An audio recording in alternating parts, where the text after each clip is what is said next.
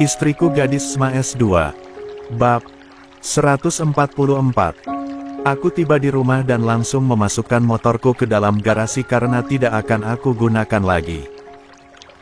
Natasha sudah menungguku di teras rumah. Aku datang padanya dengan hati yang masih dongkol. Sudahlah aku kecurian, lalu tertipu pula.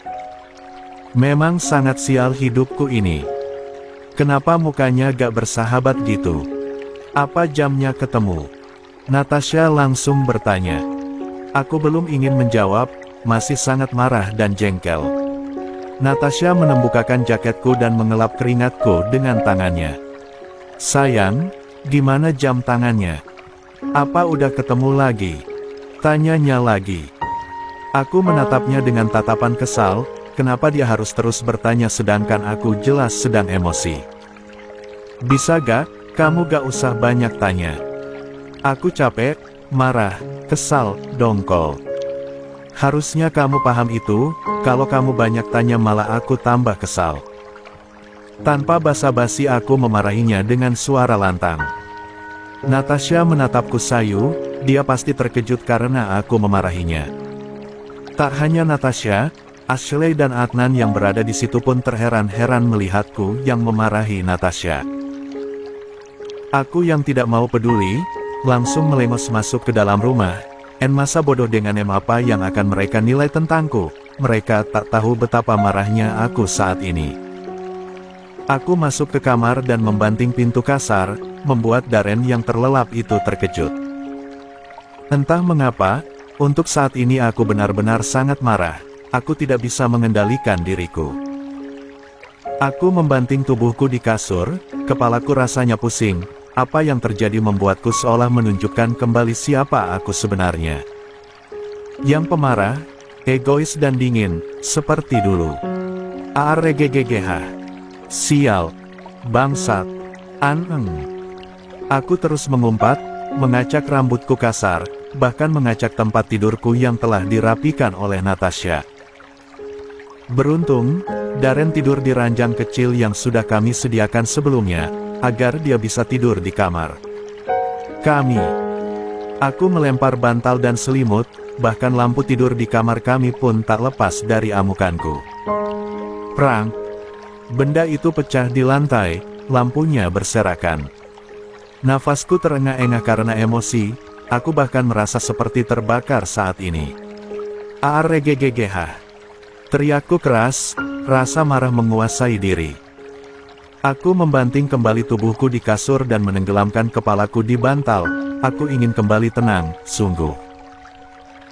Perlahan-lahan, nafasku yang sejak tadi memburu, normal kembali dan aku merasakan kantuk. Penglihatanku kabur, kemudian gelap. Jason, putraku, bangunlah, nak.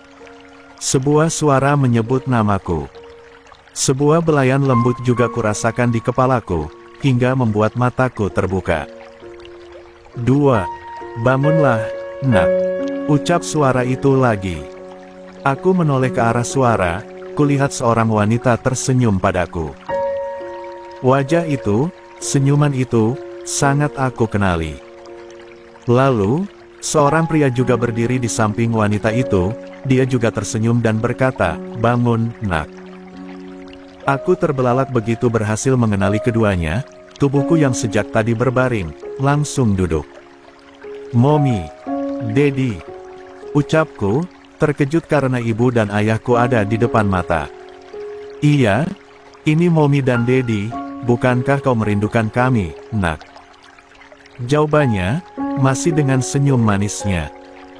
Mataku terasa panas juga berkaca-kaca, tak terasa air mataku mengalir. Mommy. Aku menghambur memeluk wanita yang amat aku rindukan setelah kepergiannya. Aku menangis dalam pelukannya, aku bahagia dapat bertemu dengannya lagi setelah belasan tahun beliau meninggalkan aku. Mommy, kenapa baru datang? Apa Mommy gak kasihan sama aku? Kenapa Mommy jahat meninggalkan aku sendirian di dunia ini? Kenapa, Mom? Aku menangis terseduh-seduh, pelukanku semakin erat padanya. Mommy membelai kepalaku lembut, sebuah belayan yang sangat aku rindukan sejak lama.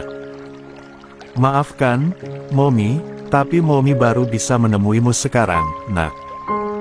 Kami sangat merindukanmu juga, Jason. Maaf karena kami tidak pernah menemuimu, Daddy ikut berkata. Daddy dan Mommy memelukku, aku seperti anak kecil usia 7 tahun, yang masih sangat dimanja oleh orang tuaku. Aku terharu bisa mendapatkan kasih sayang mereka lagi. Mommy, maafkan aku karena aku nggak bisa menjaga benda peninggalan Mommy, aku kecolongan. Maafkan aku, Mom, tapi benda itu sudah aku ambil kembali dan aku akan menjaganya dengan baik, aku janji. Aku mengadu. Tidak apa-apa, nak. Kau sudah menjaga barang itu sebaik mungkin, Mommy sangat senang karena kau dapat menjaganya sampai hari ini, kau anak kebanggaan kami, kau adalah harta kami yang berharga. Maafkan kami karena tak bisa menjagamu lagi, kau harus hidup mandiri tanpa kami. Ungkap Mommy, aku menatapnya, beliau juga menangis, namun senyumannya tak pudar sama sekali. Mommy, andai kau tahu, betapa aku telah lama menunggu momen seperti ini bersamamu. Mommy, Daddy, aku sangat sedih dan marah, aku merasa dikhianati oleh orang-orang terdekatku.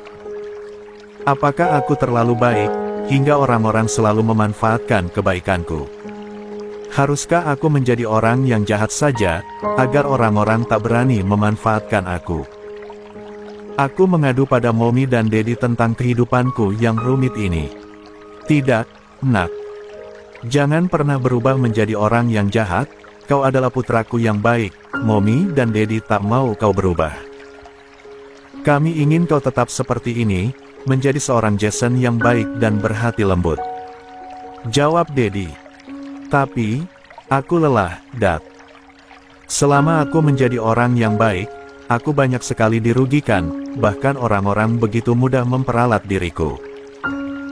Andai aku seperti Jason yang dulu, mungkin aku akan tetap hidup tenang tanpa harus selalu disakiti orang lain. Ya, aku ingin kembali menjadi Jason yang dulu, yang dingin, cuek, tidak berperasaan, bahkan tidak memiliki teman dekat kecuali Vera.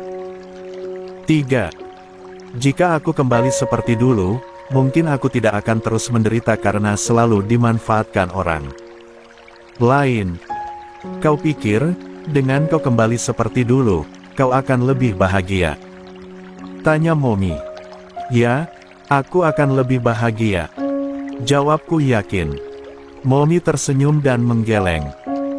Tidak, jangankan lebih bahagia, kau bahkan tidak akan pernah merasakan sedikit pun kebahagiaan dalam hidupmu, ucap Mommy. Keningku mengkerut, apa maksud Mommy, dengan mengatakan bahwa aku tak akan merasakan sedikit pun kebahagiaan? Kau lupa. Kau mendapatkan semua kebahagiaan ini setelah kau menikah. Tanyanya. Aku terdiam, aku mengingat kembali semuanya dari awal aku mulai dapat tertawa lepas dan bahagia. Benar, aku mulai dapat tertawa lepas dan bahagia setelah menikahi Natasha. Sebelumnya aku tak pernah seperti ini, aku tak lebih dari sosok manusia dengan jiwa yang tak berbeda dengan kutub utara, aku tidak pernah menjadi orang yang bahagia sejak kematian orang tuaku. Aku mulai merasa menghangat setelah adanya Natasha, setiap tawaku dan bahagiaku berasal darinya. Kau pikir, jika kau kembali seperti dulu, apakah kau akan bisa bersamanya dan mendapatkan kebahagiaan? Tanya Daddy. Aku menggeleng, itu memang takkan terjadi jika bukan karena adanya Natasha. Nak, jangan hanya karena Tuhan sedang mengujimu dengan ujian yang berat, kau lantas melupakan semua kebaikannya dan ingin kembali pada sifat burukmu itu. Tuhan mengujimu karena kau adalah manusia yang baik, kau diuji karena kau pantas mendapatkan kasih sayang darinya. Tuhan menyayangi hambanya tak selalu dengan memberikan kebahagiaan, tapi juga memberikan ujian untuk melihat seberapa sanggupkah hambanya itu melalui ujian tersebut. Tutur Daddy, mengingatkan aku. Aku terdiam, tiba-tiba ingat perkataan Natasha, yang pernah mengatakan hal yang sama. Dia pernah bilang, Allah menyayangi kita bukan hanya dengan memberikan kebahagiaan, tapi juga cobaan. Jika Allah memberikan kita cobaan, baik ringan maupun berat, percayalah bahwa Allah sangat menyayangi kita. Begitulah yang pernah Natasha katakan saat itu, sangat sama dengan Dedi katakan, walaupun berbeda dari cara penyampaian. Nak, jangan pernah berubah, Mommy dan Dedi ingin kau tetap seperti ini, menjadi sosok orang yang baik, yang selalu menyayangi banyak orang dan mengasihi mereka. Mommy dan Dedi bangga padamu, nak, maka dari itu jangan pernah berubah hanya karena sebuah ujian yang menurutmu berat. Tak akan pernah ada kelulusan tanpa ujian, kau harus bisa melalui ujian itu sebelum kau lulus. Mommy menimpali.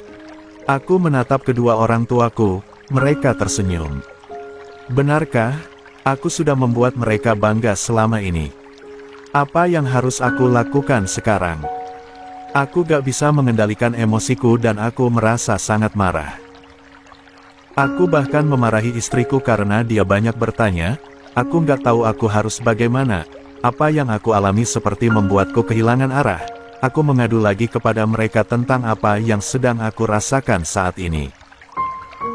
Mommy mengusap bahuku, dengan lembut Mommy berkata, meminta maaflah padanya dan mintalah dukungannya, agar kau tidak kehilangan arah lagi. Dia adalah wanita yang baik, kau sangat beruntung. 4. Mendapatkan dia, jangan sampai karena emosimu kau kehilangan segalanya. Lihatlah putramu yang tidur. Nyenyak itu, kau tidak mau bukan, jika dia pergi darimu hanya karena keegoisanmu yang akan membuat istrimu meninggalkanmu. Mommy menunjuk ke arah Darren. Aku menoleh kepada Darren. Benar kata Mommy, aku tidak akan sanggup jika Darren pergi bersama Natasha hanya karena keegoisanku. Aku kembali menatap Mommy dan Dedi.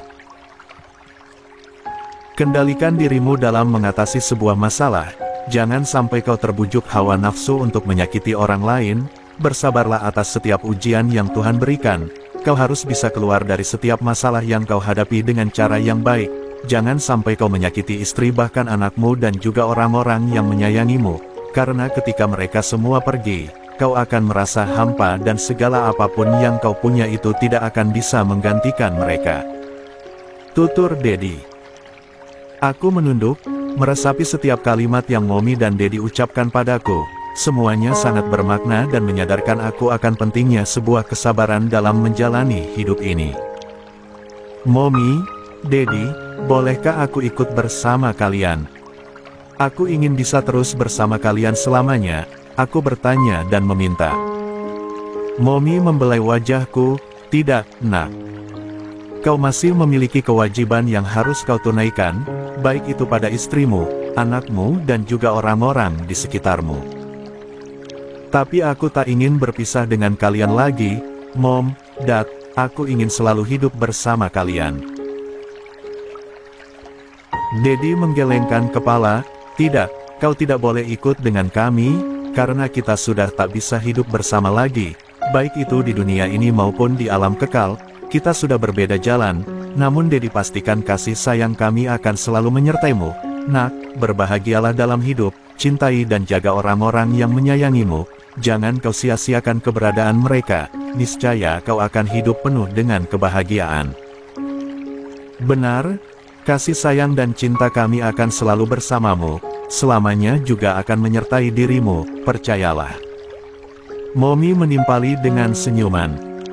Aku terharu, mereka selalu menyayangiku dan menyertaiku walaupun aku tak pernah melihat keberadaan mereka selama ini.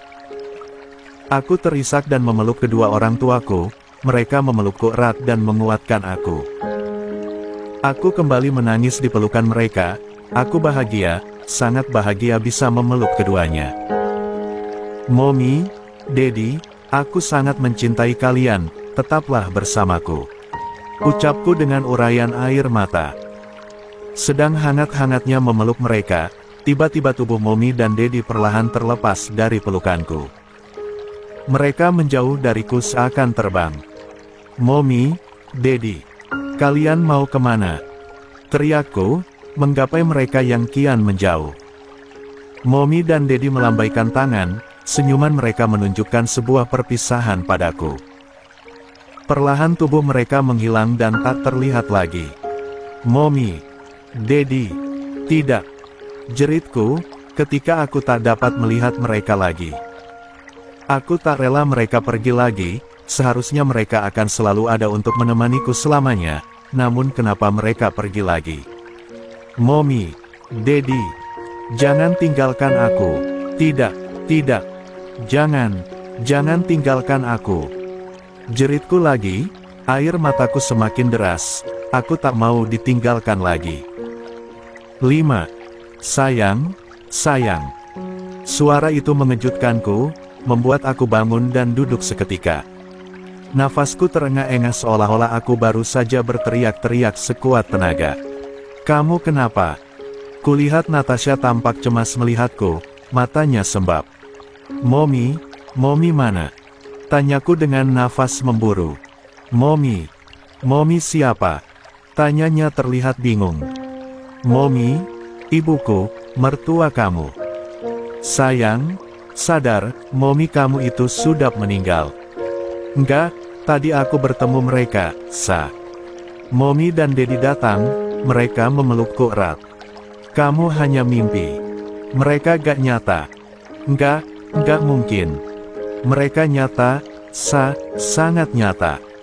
Aku menyangkal dugaan Natasha bahwa itu adalah mimpi. Tapi aku berani bersumpah, kalau apa yang kamu bilang itu nggak benar, nggak ada Mommy maupun Daddy di sini, kamu cuma mimpi, sayang. Natasha meyakinkan aku. Aku menggeleng-gelengkan kepala, berusaha mengingat kembali semua yang terjadi, apakah itu benar-benar nyata atau hanya sebuah mimpi belaka. Sayang, percaya sama aku, itu hanya mimpi. Kamu nggak benar-benar ketemu dengan Mommy ataupun Daddy, aku tahu kamu sangat merindukan mereka, tapi mereka itu sudah wafat, mereka udah nggak ada di dunia ini.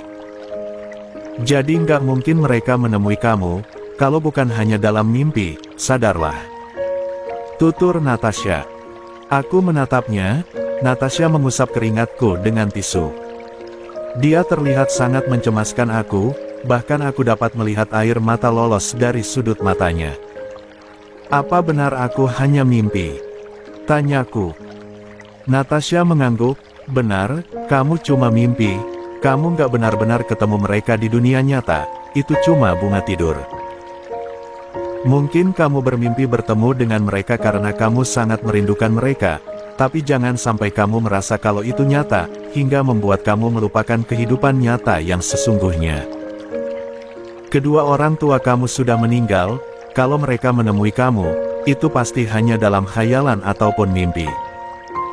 Tutur Natasha lagi, mencoba untuk meyakinkan aku. Aku menundukkan kepala, ada rasa kecewa dalam hatiku setelah aku tahu kalau pertemuanku dengan kedua orang tuaku hanyalah sebuah mimpi. Padahal aku sangat berharap bahwa itu adalah nyata. Natasha menyentuh daguku dan mengangkat wajahku, hingga kami saling bertatap mata. Please, jangan seperti ini, aku nggak bisa lihat kamu kayak gini. Aku sedih dan merasa nggak berguna sebagai istri kamu, karena aku nggak bisa menghilangkan kesedihan ataupun kemarahan di hati kamu. Tolong kembalilah seperti Jason yang aku kenal, jangan jadi Jason yang dulu sebelum aku kenal. Pinta Natasha, dia terisak. Ya Tuhan, aku lagi-lagi menyakitinya karena sikapku, walaupun sebenarnya kemarahanku bukanlah untuknya, aku hanya sedang membenci kesialanku, yang tanpa aku sadari ternyata itu menyakiti orang yang aku cintai.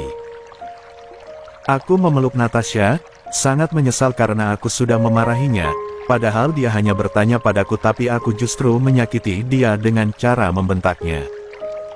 6. Maafkan aku sayang, aku merasa sangat bersalah karena menyakiti kamu, sekali lagi tolong maafkan aku, pintaku pada Natasha, aku benar-benar menyesal sudah membuat dia menangis karena aku. Aku udah maafin kamu, aku nggak mau membahas tentang itu, tapi aku mau kamu jangan seperti itu lagi. Melampiaskan semua kemarahan kamu seperti itu, karena aku sangat takut kalau sikap kamu kayak gitu, kamu nggak seperti Jason yang aku kenal lagi, aku selalu merasa ketika kamu seperti itu kamu adalah orang lain. Maaf sayang, Maafkan aku. Aku tak bisa berjanji apapun pada Natasha, karena aku takut jika suatu hari nanti aku akan kembali seperti ini ketika aku marah. Untuk saat ini, aku hanya bisa meminta maaf dan aku berharap Natasha bisa benar-benar memaafkan aku. Sesungguhnya, yang membuat aku sangat marah bukan karena aku kehilangan uang 50 juta dalam sekejap, tetapi karena aku telah dikhianati, dibodohi dan ditipu. Itulah hal-hal yang membuatku sangat marah. Aku merasa seakan aku ini sangat bodoh. Aku dan Natasha saling berpelukan dan menangis bersama.